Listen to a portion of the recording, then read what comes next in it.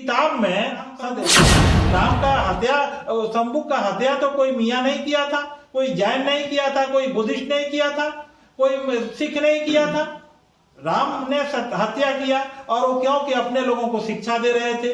तो एक तरफ तुम कहते हो कि इन लोगों को शिक्षा की बात कही गई और दूसरी तरफ उसी महाकाव्य का नायक जो है वो शंभू का गर्दन काट देता है। बात नहीं मानेगा तो सजा नहीं होगा।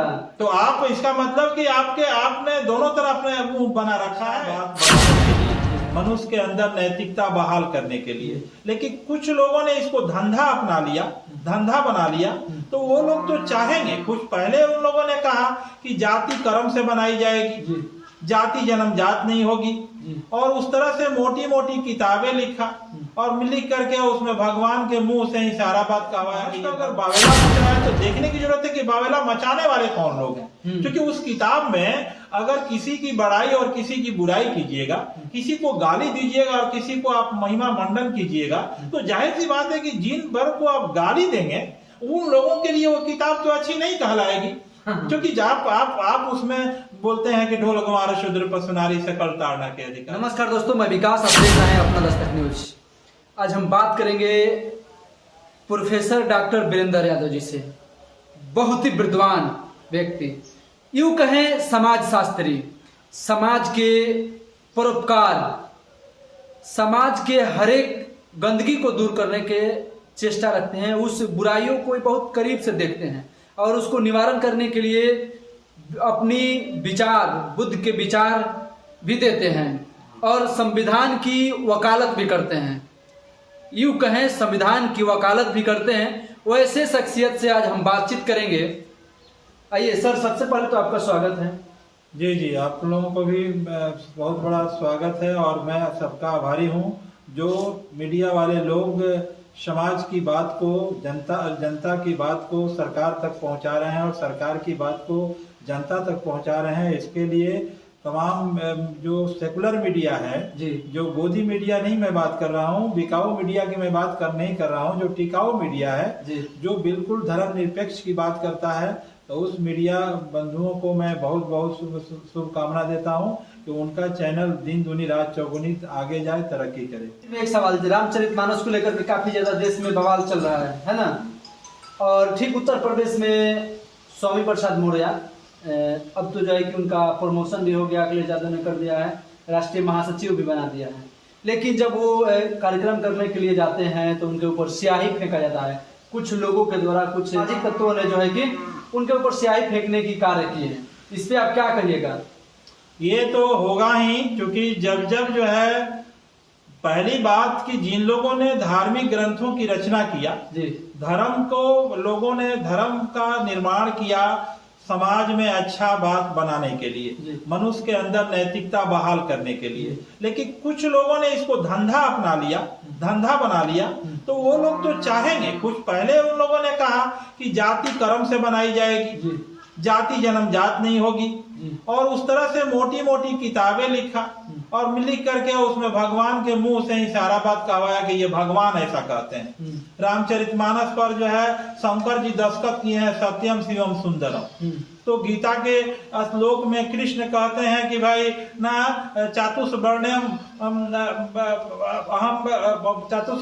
मया सृष्टम, चार वर्णों का मैंने रचना किया है। तो ये लोग जो हैं धर्म की बात जब बात कर, उसमें कोई रामचरितमानस में जो बातें लिखी गई हैं उसको कोट कर किया गया है। रामचरितमानस एक काव्य है, महाकाव्य है, उसको जो है वो काव्य के ख्याल से देखना चाहिए। वो भारत का संविधान नहीं है कि संविधान में संशोधन किया जाता है आदमी के जरूरत के मुताबिक। तो आप रामचरितमानस पर अगर बावेला मच रहा है तो देखने की जरूरत है कि बावेला मचाने वाले कौन लोग हैं। क्योंकि उस किताब में अगर किसी की बड़ाई और किसी की बुराई कीजिएगा, किसी को गाली दीजिएगा और किसी को आप महिमा मंडन कीजिएगा, तो जाहिर सी बात है कि जिन वर्ग को आप गाली देंगे उन लोगों के लिए वो किताब तो अच्छी नहीं कहलाएगी। क्योंकि जब आप उसमें बोलते हैं कि ढोल गंवार शूद्र पशु नारी सकल ताड़ना के अधिकारी, तो आप कह दिए कि भाई ढोल गंवार शूद्र पशु और नारी सभी ताड़ना के अधिकारी हैं। शिक्षा, वो कह रहे हैं कि शिक्षा। अरे भाई, तो शिक्षा अगर आप कह रहे हैं तो ये 10 दिन 15 दिन पहले जो है गीता प्रेस ने अपने संस्करण में परिवर्तन किया है कि ताड़ना माने शिक्षा देना, जबकि हिंदी डिक्शनरी उन्हीं के बाप दादों ने लिखा है जो लोग विरोध कर रहे हैं, जाकर देखें उसमें सीधे लिखा है ताड़ना माने दंडित करना, ताड़ना माने मारना।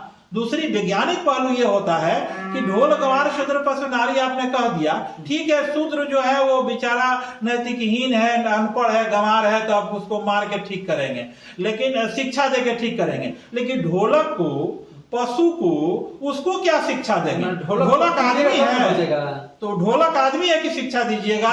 तब तो आपको तो ये भी तो लिखा, अगर आपने शिक्षा की बात किया तो फिर उसी किताब में शंभुक की हत्या जो है राम कर देते हैं। राम का हत्या, शंभुक का हत्या तो कोई मियाँ नहीं किया था, कोई जैन नहीं किया था, कोई बुद्धिस्ट नहीं किया था, कोई सिख नहीं किया था, राम ने हत्या किया। और वो क्यों? कि अपने लोगों को शिक्षा दे रहे थे। तो एक तरफ तुम कहते हो कि इन लोगों को शिक्षा की बात कही गई, और दूसरी तरफ उसी महाकाव्य का नायक जो है वो शंभुक का गर्दन काट देता है। बात नहीं मानेगा तो सजा नहीं होगा। तो आप इसका मतलब कि आपने दोनों तरफ अपने मुंह बना रखा है, कभी यह भी बोलेंगे कभी वो भी बोलेंगे, 2-2 4 भी होगा, 2-2 5 भी होगा, कि कोई एक ही सही ना होगा। कलम ये मेरा है या तेरा है तो किसी एक आदमी का ही होगा जी।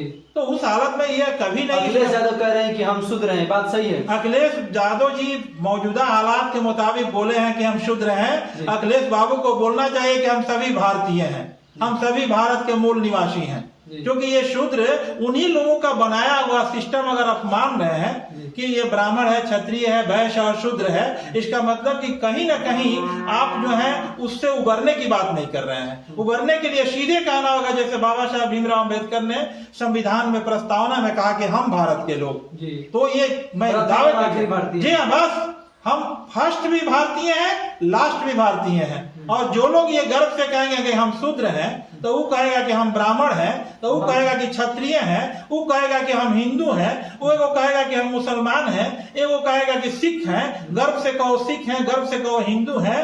तो ये बात में क्या नजर आएगा? इसमें जो है आदमी का अभिमान नजर आएगा और वर्चस्व नजर आएगा। और जितने अभिमान और वर्चस्व वाले लोग, हम शूद्र हैं, हम ब्राह्मण हैं, हम हिंदू हैं, हम मुसलमान हैं, जब एक साथ सड़कों पर निकलेंगे तो अभिमान और वर्चस्व को लेकर के लड़ाई होगी, खून खराबा होगा, खून की नदियां बहेंगी और इंसान जो है मारा जाएगा। इसलिए इंसानियत का पाठ भारत का संविधान पढ़ाता है। और हम लोग सभी लोगों को सीधे बोलना चाहिए कि हम भारतीय हैं और हम भारत के मूल निवासी हैं। साफ सुथरी बात है। उससे नहीं तो डीएनए टेस्ट हो जाए, डीएनए तो बताएगा ना कि कौन भारतीय है कौन अभारतीय है। जो नेहरू खुद डिस्कवरी ऑफ इंडिया किताब में लिखते हैं कि हम जो है बाहर से आए हुए लोग हैं। बोलगा टू गंगा में पंडित राहुल लिखते हैं, महापंडित राहुल कहा गया, वो भी तो बेचारे बुद्धिस्ट बन गए, तो उन्होंने भी लिखा है इस बात को। तो अब मैं कहता हूं कि ठीक है, जो भारत में आया भारत में रह गया, कोई दिक्कत नहीं। जो है तब तक नहीं कोई हिंदू राष्ट्र बनने वाला है, नहीं कोई वगैरह किसी मतलब पार्टिकुलर एक धर्म का राष्ट्र नहीं बनेगा। अब बनेगा तो वही हालात होगा पाकिस्तान की तरीके, अनेकों टुकड़ा में बन जाएगा। आप लोग देख रहे थे अपना दस्तक न्यूज। धन्यवाद, आभार।